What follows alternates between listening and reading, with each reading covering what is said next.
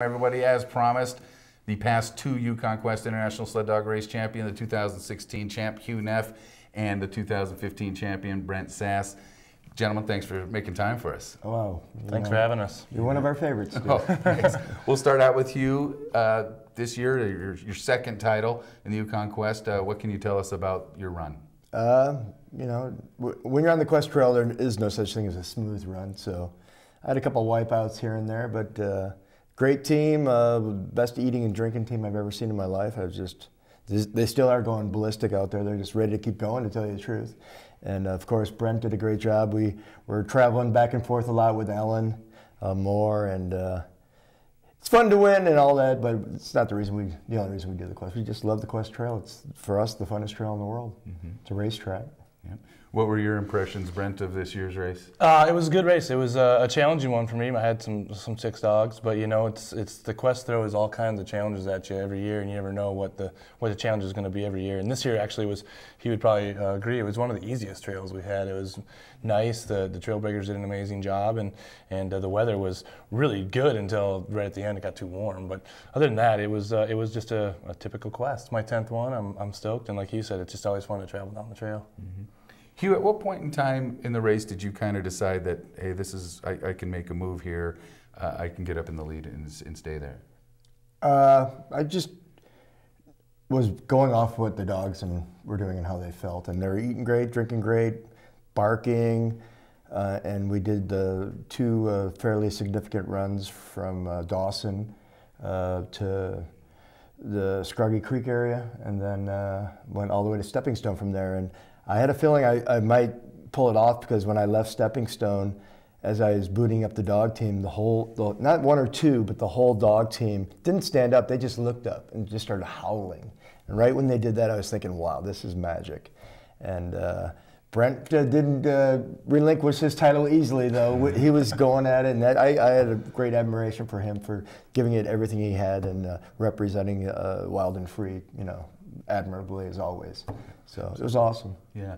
And then how, on the flip side of that, Brent, of course, you started out in front, and then could you tell that your dogs, when did you kind of start noticing that they were getting a little sick and it was affecting the race? I mean, they were like that the whole race, but I mean, that all aside, I knew I was laying down in Stepping Stone and trying to nap, and I heard that howl. And at that point, I was like, Hugh's team is going to be a tough one to catch at this point. You know, I mean, it's exciting to see, and I definitely knew that I had my work cut out of me for the rest of the race. But yeah, it was a challenge, but you know, we're out there to do the best we possibly can, and I knew that, you know, if I had to trail Hugh all the way to the finish line, that's what I was going to do. You know, and when I blew through CarMax, and I said, "Here to go, buddy." And he's out there, he got up from his little nap, and he's booting his dogs. And you know, 2 hours later, you know, I was getting ready to camp, and he came by me, and I knew at that point that he had the team to beat. And I'm super proud of the guy. He had a great dog team. Mm-hmm. Was it special for you coming back? I mean, in the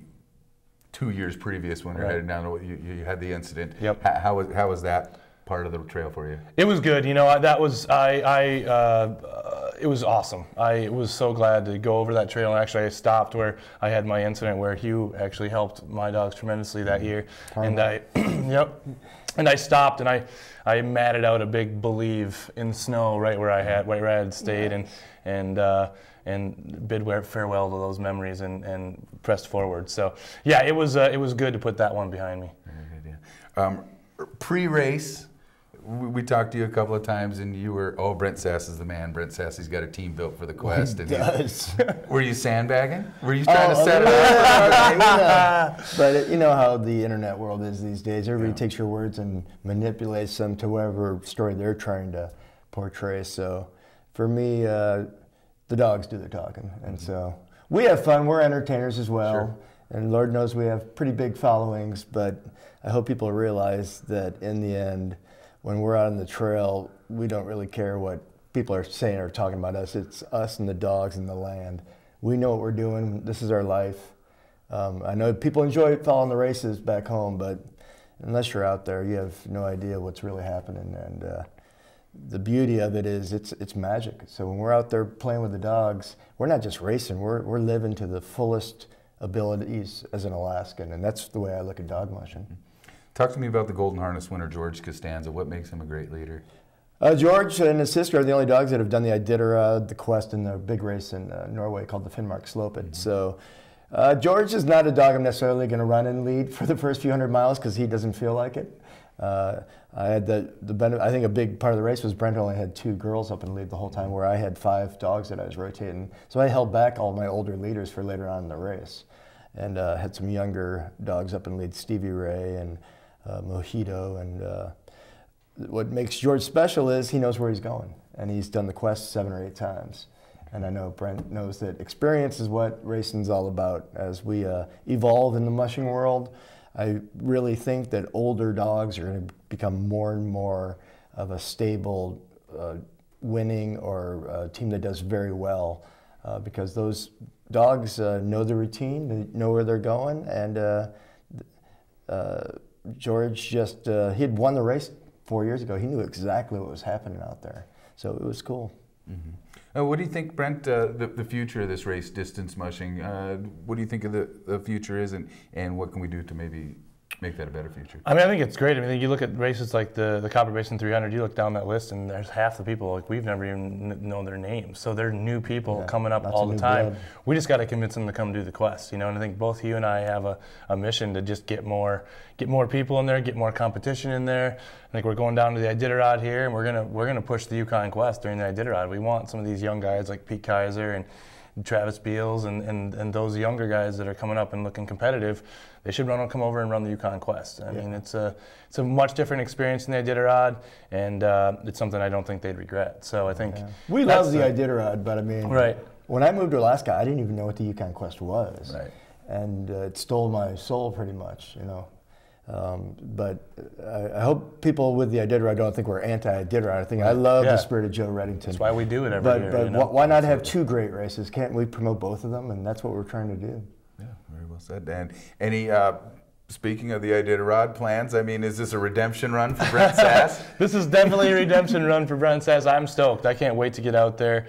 My dogs are ready, and they came off this race really strong. Really, in the end, they got stronger as we came to the finish line, and I think they're on their way to recovery. And I'm super excited about the Iditarod this year. Definitely some redemption for myself and to my dogs. You know, I mean, they were the ones that got the short end of the deal last year, so I'm excited to get back out there. No iPod Touch this year. No iPod Touch. You better bring an old tape recorder. Yeah, or right. Yeah, but what are your thoughts on the Iditarod, Hugh? I've been through it enough to know that with Iditarod, it's all about how you perform on the coast. So we'll just see how it goes. I know I've got a great team, and I've never really done that well in the Iditarod. Personally, I mean, I've done okay, but I think I should have been able to do better. And my goal is to have everybody talking about me when we're on the coast. All right, sounds good. Well, guys, we'll certainly be following that race, and you guys are a couple of favorites of our viewers, so we will certainly be following your progress along. And I want to thank you for coming down. Thanks a lot for having us. I might try the dual handshake. See there we go. There you go. There's television history right there. Okay, well, we are going to wrap things up for now, but Michael Ives will be up next with sports. He's got all the details from this past weekend here in the interior. I'm Jaime Schwarzwald, and you're watching News 13.